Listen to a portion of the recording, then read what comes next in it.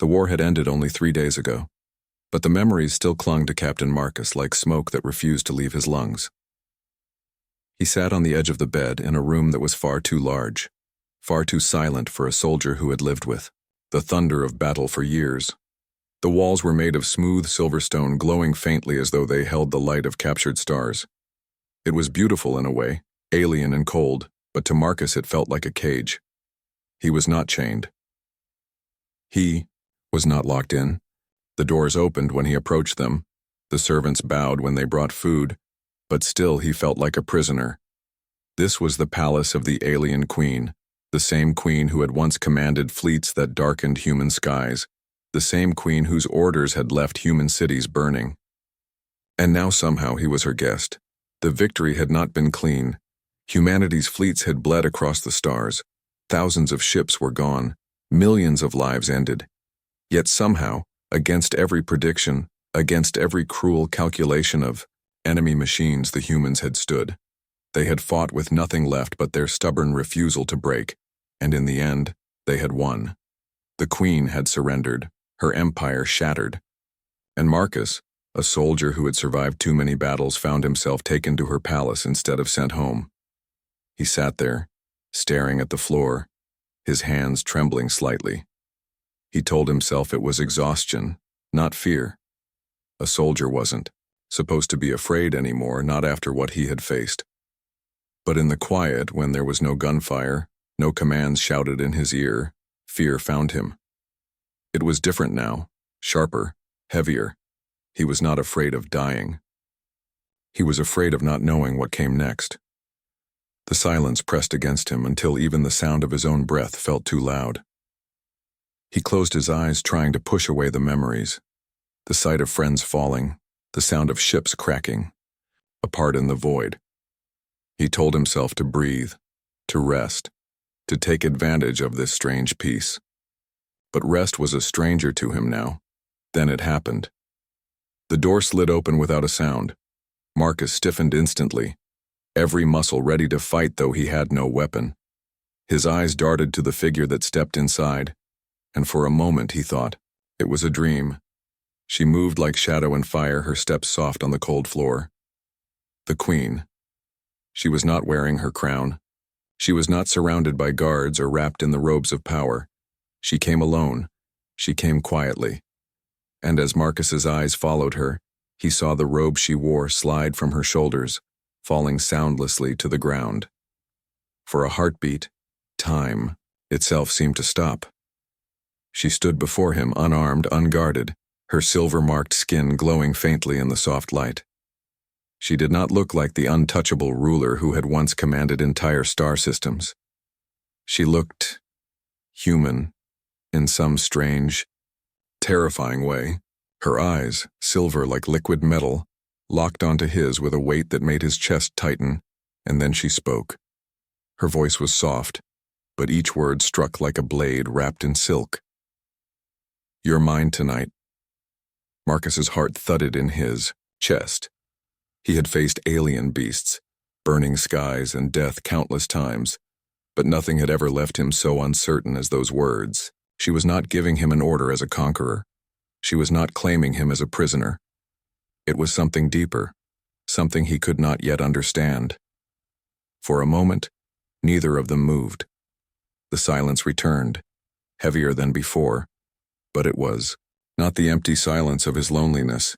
It was charged, alive, trembling with something he could not name. The war was over. The galaxy had shifted. But here, in this quiet alien room, a new kind of battle was beginning. One fought not with weapons, but with hearts. And Marcus, though he didn't yet know it, was about to face the hardest choice of his life. Marcus didn't move at first. His training told him to stay alert, to be ready for a trap. He had been taught to expect deceit from enemies, to never let his guard fall. Yet this moment felt different. The queen had not entered with guards, she had not come with weapons, and she had not spoken like a ruler giving orders. She had spoken like someone making a claim, personal, raw, and filled with meaning he could not yet understand. His hands curled into fists on his knees as he looked at her.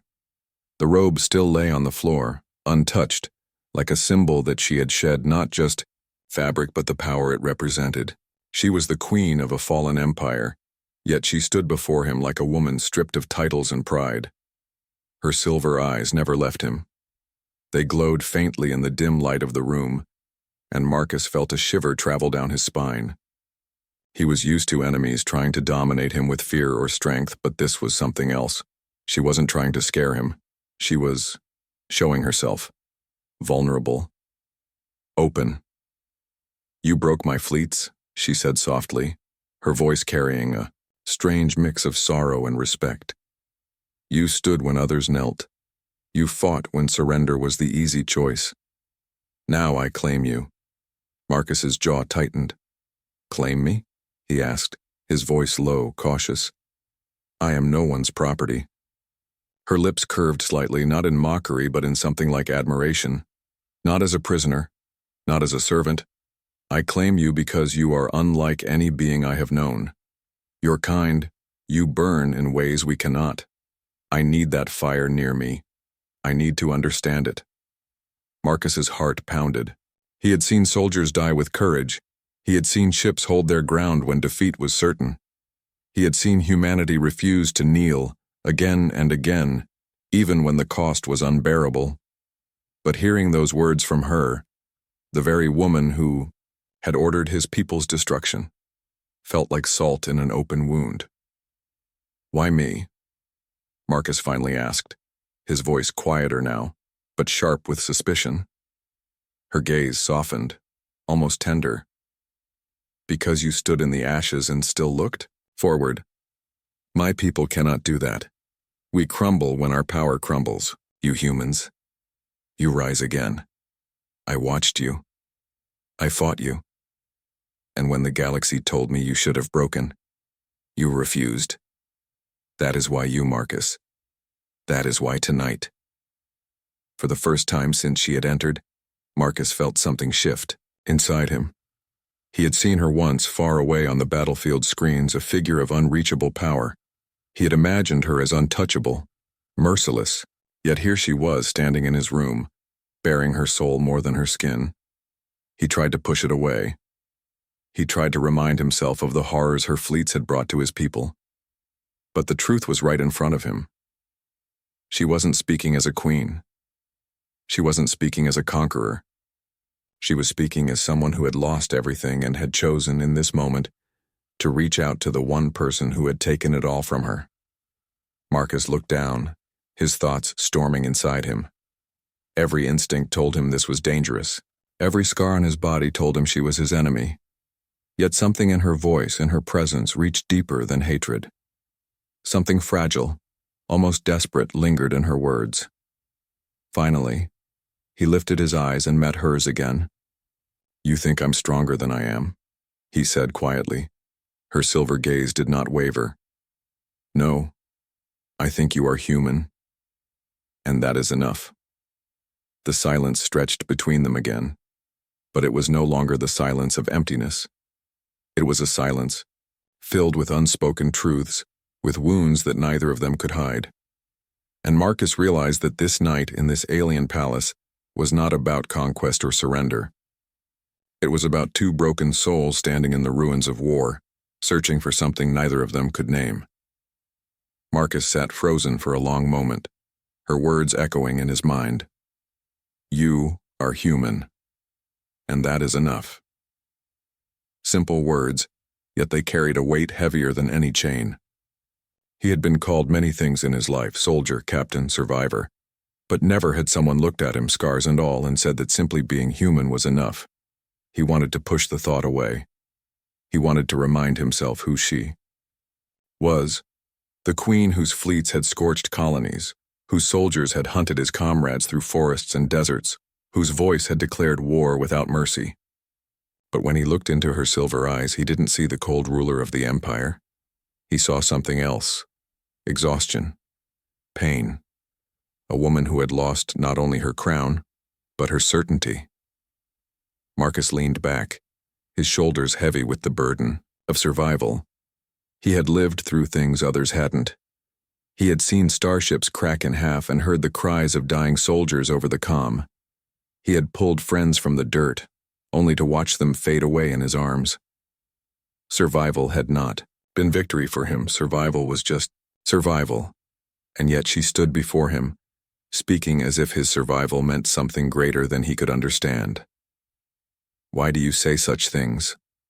Marcus asked, his voice quiet, almost broken. Her eyes flickered, the glow dimming slightly as she took a step closer. "Because I must learn," she answered. "My people, we built an empire on strength, on fear. We thought power was enough to last forever. But when you broke our fleets, I saw the truth. Power fades, fear dies. But something in you humans does not die. Even when all else falls, you rise. I want to know that flame. I want to keep it near me." Marcus lowered his head, staring at his scarred hands. The words cut into him because they were true. Humanity had no great technology compared to her empire, no overwhelming weapons, no endless armies. What they had was something harder to explain. They had stubbornness, they had defiance. They had the ability to keep walking forward even when the path was made of fire and blood. The room shook with noise, alarms screaming, boots pounding in the hallway, rifles aimed at Daniel. Yet, in his heart, everything was quiet. He had already made his choice. He stood tall, his body a fragile shield between the alien girl and the guns of his own comrades. Every breath felt heavy, every second stretched long. He could feel her hand resting lightly against his back, trembling, yet giving him strength. The commander's eyes burned with rage. "Hayes, this is treason. You're protecting an enemy soldier." Daniel's voice cracked at first but grew steadier as he spoke. "She's not a soldier tonight. She's not an enemy. She's just someone who wants to live." The squad shifted, nervously. Some looked uncertain, their rifles shaking slightly in their hands. They had never seen one of their own stand like this before. The commander barked, "She's a threat to humanity. Move." Daniel clenched his fists. "No. The real threat is this war. Look at her. She has scars, fear, pain, just like us. If we can't see that, then what are we even fighting for?" The words hung in the air. For a moment, even the alarms seemed quieter. The soldier's eyes flickered between Daniel and the alien girl. Doubt spread like cracks in a wall, but the commander's face hardened. He raised his rifle. "Enough. You leave me no choice." The alien girl tensed behind Daniel, her breath quick and shallow. She whispered, "They'll kill you for this." Daniel glanced over his shoulder just enough to meet her glowing eyes. "Maybe, but I won't let them kill the truth." The commander shouted, "Fire!" Time slowed. The rifles clicked, but not all fired. Two soldiers hesitated, their eyes wide, their hands shaking. A single shot rang out, striking the wall beside Daniel. Sparks flew. The alien girl gasped, clutching his arm, but Daniel did not move. He planted his feet firmly, refusing to step. "Aside." "Don't do this," Daniel shouted to his squad. "You know me. I've fought beside you, bled beside you. If I'm willing to die here, then ask yourselves why. Ask yourselves if maybe, just maybe, everything we were told is a lie." The soldiers froze. Confusion spread across their faces. They looked at Daniel, then at the trembling figure behind him. Her glowing eyes were no longer filled with fear. They were filled with tears. "She's not our monster," Daniel continued, his voice raw. "She's proof that we've been blind. I won't look away, and neither should you." Another silence fell. The commander growled, stepping forward, his rifle aimed directly at Daniel's chest. "You are finished, Hayes."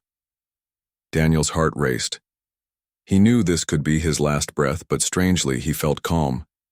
For the first time in years, he wasn't running from fear. He wasn't hiding behind orders.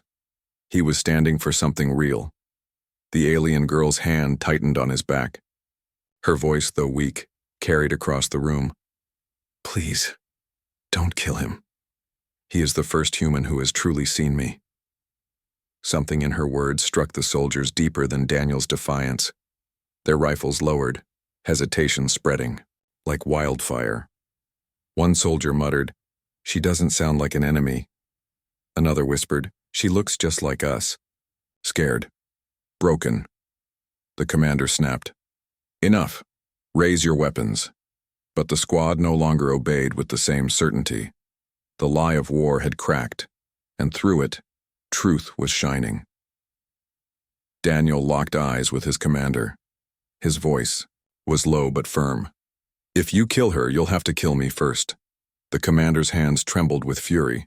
He pressed the trigger halfway, but his own soldiers hesitated, blocking his line of fire. The unity of blind obedience was broken. The alarm still screamed. But inside that room, something greater was happening. A single soldier's defiance had planted doubt. One human's refusal to look away had lit a flame. The alien girl's tears fell freely now, glowing like liquid stars on her cheeks. She whispered so only Daniel could hear. You gave me back my life. And though Daniel's body trembled, his heart felt stronger than ever. He knew the cost of his choice would be high, but at least for the first time he was standing as himself. The red alarm still wailed across the base, but inside Daniel's room, another battle was being fought, a silent war of hearts and choices. Daniel stood tall, his body still shielding the alien girl, his chest rising and falling with sharp breaths. The squad in front of him was divided. Some lowered their rifles, doubt written on their faces. Others still aimed, waiting for the commander's word. And the commander himself, furious and trembling, kept his weapon locked on Daniel. Last chance, the commander growled. Step aside, Hayes, or I'll end this myself. Daniel met his eyes, steady and calm. If you shoot, you'll only prove everything wrong about us. You'll prove we're as blind as they say we are. His voice carried a weight no training could give. It was not the voice of a soldier repeating orders. It was the voice of a man who had found his truth. Behind him, the alien girl whispered, Don't die for me. Daniel tilted his head slightly, enough for her to hear. I'm not dying for you, I'm living for what's right. The commander's finger tightened on the trigger. Time stretched, every heartbeat loud in Daniel's ears. He braced himself for the shot, but it never came. One of the soldiers stepped forward, blocking the commander's aim. Sir, he's right. Look at her. She's not fighting us. She's not armed. She looks like us. Scared, tired. If Hayes believes in her, maybe we should too. Another soldier lowered his rifle. Then another. One by one, the weapons dipped toward the floor. The commander's face twisted with rage as he realized his control was slipping.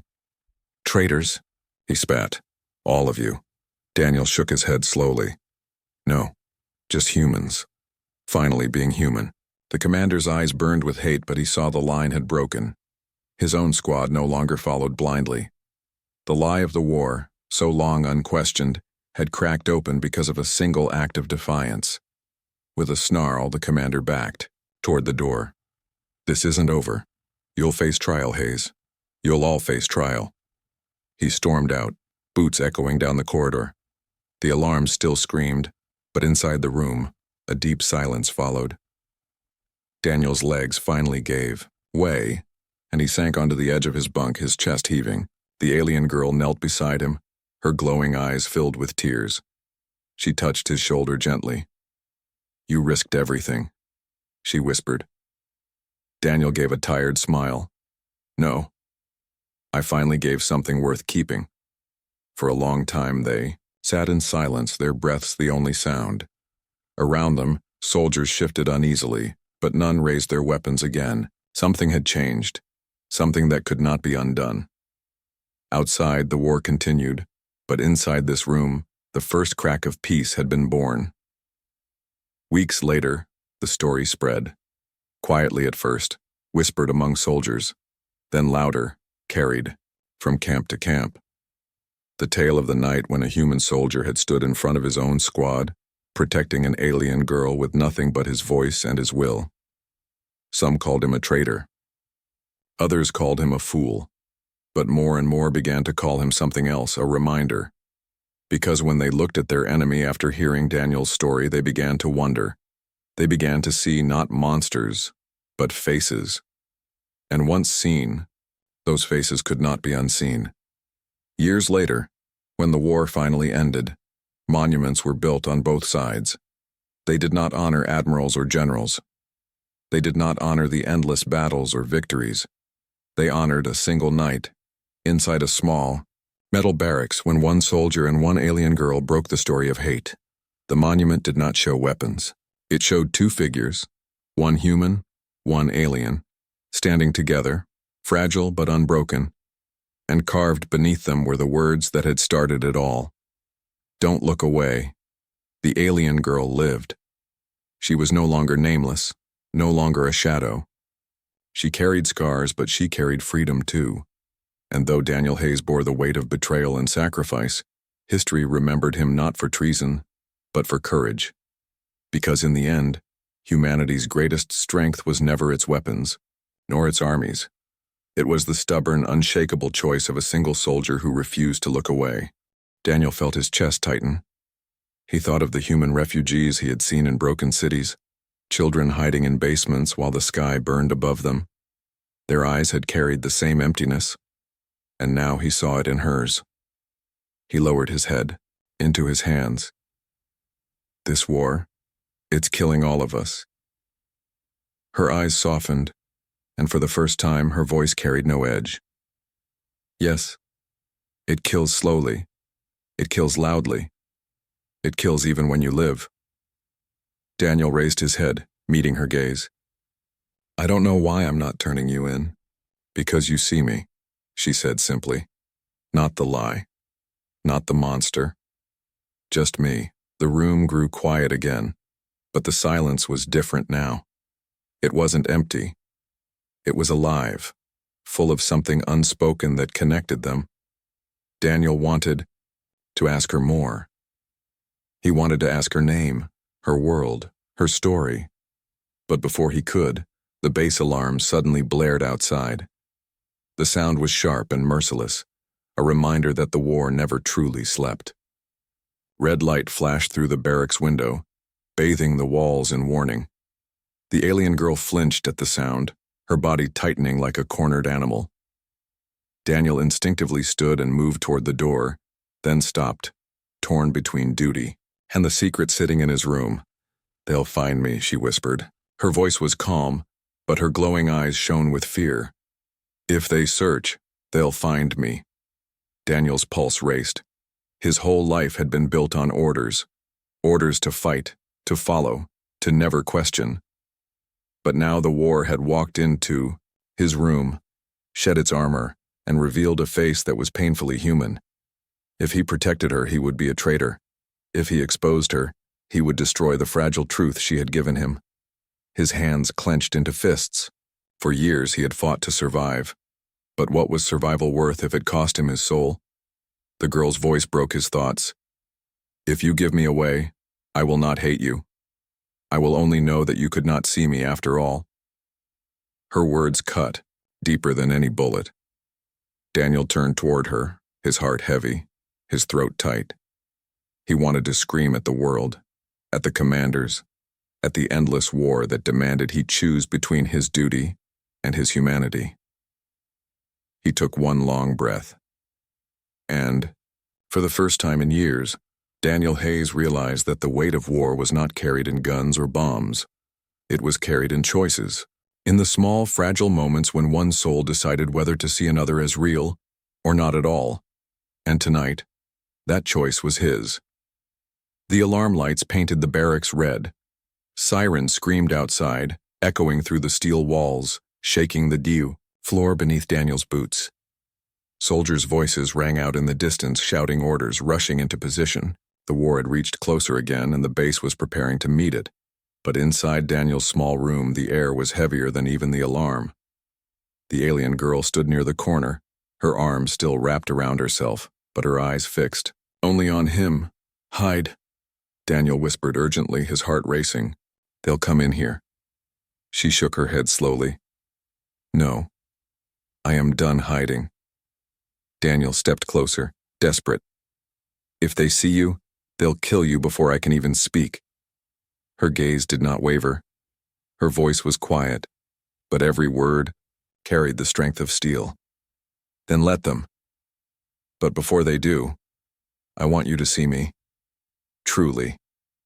Daniel felt his chest tighten. She was already standing before him, vulnerable and unarmed. But there was something more in her words. Something deeper. He watched as she let her arms fall to her sides. Her scars no longer hidden, her trembling no longer disguised. You humans, she began softly, see us as shadows, as beasts with no heart. My kind is taught the same about you, but that is not who I am, and it is not who you are. Look at me, soldier. Don't look away. Not this time. Daniel's throat went dry. His instincts screamed to glance away, to shield himself from the weight of her truth. But he forced his eyes to stay on her, not on her strange silver glow, not on her alien form, but on the fragile living person who stood before him. He saw the scars that spoke of chains. He saw the way her shoulders shook even though her voice was strong. He saw the faint trace of tears drying on her cheek. For the first time, he saw not an enemy but a story written in pain. Daniel's voice came out as a whisper, heavy with emotion. Why are you doing this? Why me? The alien girl's glowing, eyes softened though her lips trembled. Because if even one human sees me as real, then I know I am not lost. And if I fall tonight, I will not vanish as a shadow. I will die as myself. Her words cut into Daniel's soul. He thought of the friends he had buried, the civilians he had watched disappear in fire, the countless faces swallowed by war. How many of them had vanished unseen, forgotten as nothing more than numbers in a report. And now, here was someone, an alien, his supposed enemy, begging him not for safety, not for freedom, but for the simple truth of being seen. He felt something shift inside him, something he had not felt in years, the raw ache of humanity. I see you, he whispered, his voice trembling but steady. I see you. For a moment her face broke. A tear slid down her glowing cheek, but her eyes held a strange light. Relief, sorrow, and something like gratitude. The room grew still. The alarms outside seemed distant, almost drowned out by the silent connection between them. Then came the pounding at the door. Fists hammered against metal and a commanding voice roared, "Private Hayes, report now." Daniel's pulse jumped. The moment shattered. He turned his head toward the door, then back to her. She didn't move. She only stood there, her chin lifted, her eyes still locked on him. "Do what you must," she whispered. "But don't let my truth vanish with me." Daniel's heart raced. He had seconds to decide. If he opened that door and revealed her, she would be gone forever. If he tried to hide her, he would be branded a traitor. The choice burned in his chest. But as he looked at her, scarred, trembling, yet unbroken, Daniel Hayes realized that war was no longer a matter of orders or survival. War was a mirror, and for the first time he had chosen to look into it without turning away. The pounding grew louder. The door hissed, beginning to unlock, and Daniel knew his next decision would define everything. The door shook under the pounding fists. The metallic hiss of the lock system filled the room. In a few more seconds, the soldiers would burst inside. Daniel's hands were slick with sweat. His rifle leaned against the bunk only a step away. His training screamed inside his head, "Stand down, follow orders, protect the unit."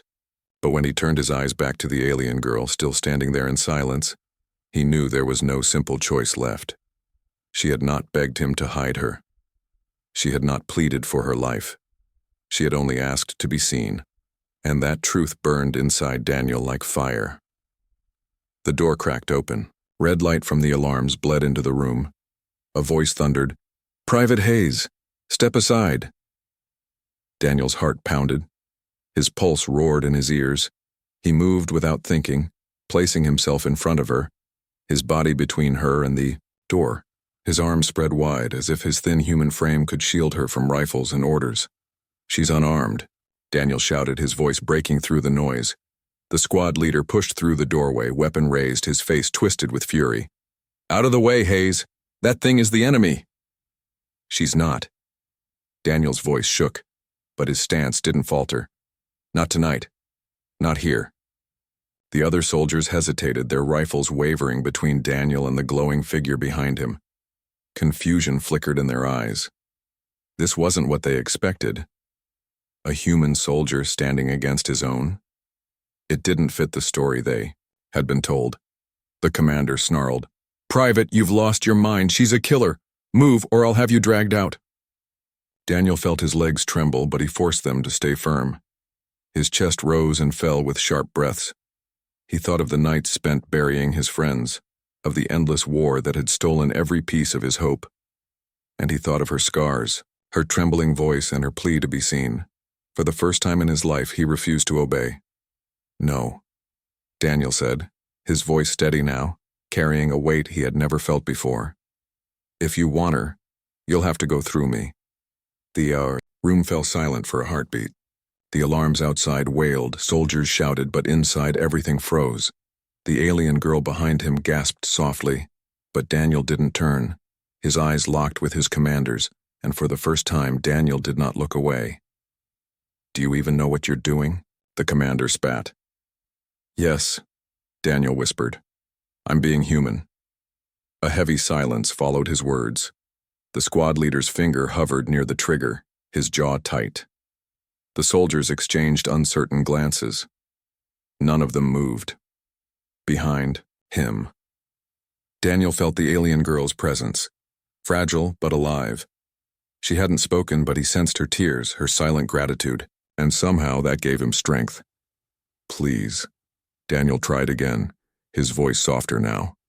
"She's just like us. She's not a monster. Can't you see that?" But his commander's face hardened. "I see only a traitor." The rifles lifted again. Daniel's heart thundered, but he stood tall, refusing to move. For years he had lived under orders, surviving only by killing. But now, facing the guns of his own people, he felt something strange, something almost peaceful. He had made his choice. The girl's hand touched his back, light as a whisper. He didn't turn, but he felt the warmth of her touch steady his soul. The commander raised his weapon higher, shouting, "Last chance, Hayes!" Daniel closed his eyes for a moment, then opened them, his voice calm. "I won't move."